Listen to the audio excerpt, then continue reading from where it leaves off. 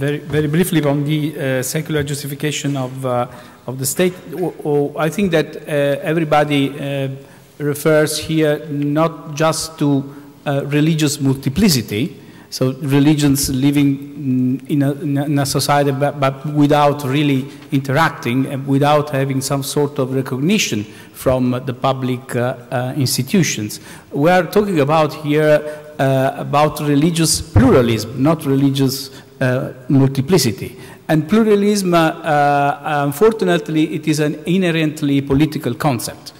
And it is attached, or it is seen in many regions of the world, attached to Western liberal model. And in some context, the problem that you have and how we can disentangle the idea of religious freedom, which is universal, from the particular pattern of organizing a society in a liberal way, both in political and economic terms. And this is a challenge. There is no easy answer.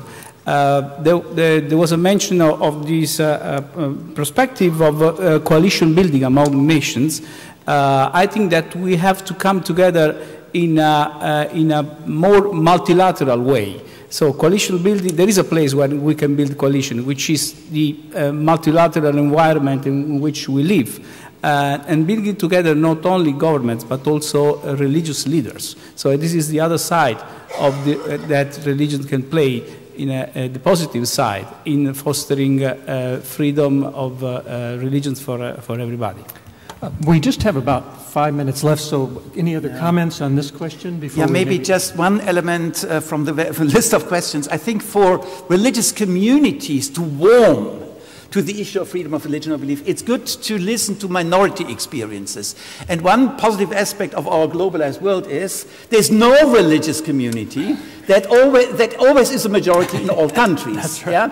And I mean, also for the Catholic Church, on the way to Dignitatis Humanae, I mean, which was a long way, as we all know, the American experience played a major role. Mm-hmm. So when Tocqueville in the 1830s visited America, he met Catholic priests endorsing religious liberty. My goodness. He, coming from France, found that totally surprising. Catholic priests even applauding to the wall of separation, a separation, not a compartmentalization, by the way, but a constitutional separation between state authority and religious communities. From a French perspective, after traumatized by the French Revolution, inconceivable.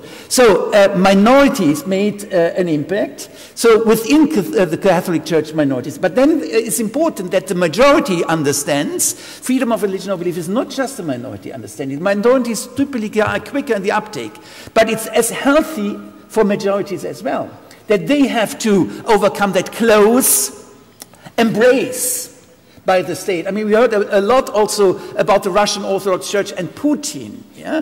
The Russian Orthodox Church is already paying a price for being so closely related with Putin, the price of credibility. So I think what we can do is also to create more dialogue between minorities and majorities from within one and the same faith group.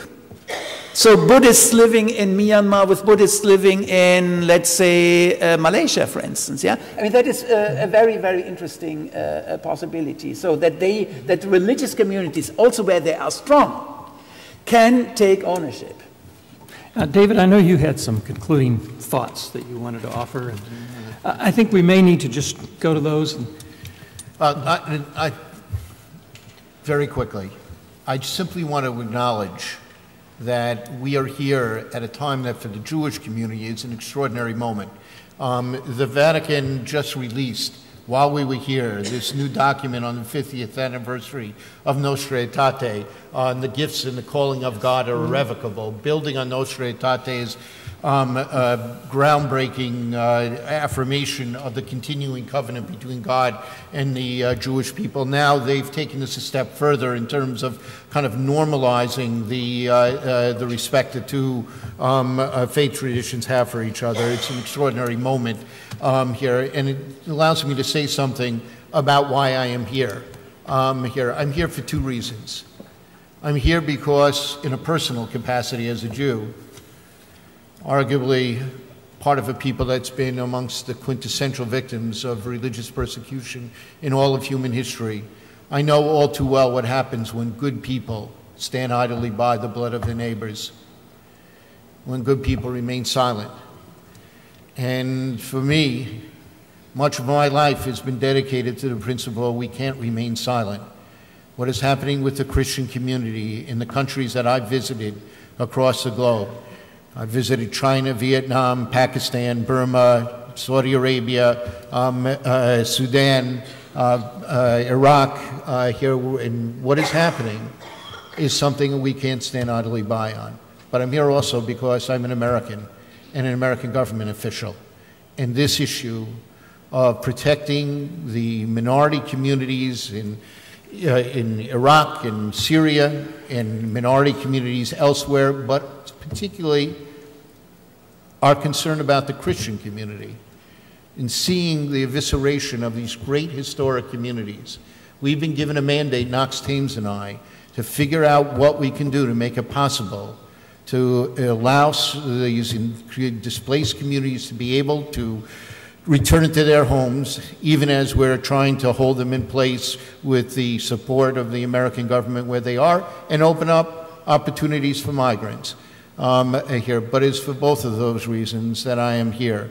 Here, America was founded on the principle we can't stand idly by here, and we're going to continue to do everything we can to address the challenges that you had. This was an invaluable conference. I was here from beginning to end. It was an invaluable conference, and I'm deeply grateful. And really, that is a wonderful summation. Thank you. Thank you, David, not only for being here, but thank you, David, for all you do. Unfortunately, we have to end here, but that's a wonderful note to end on. If you have questions for our panelists, please come forward.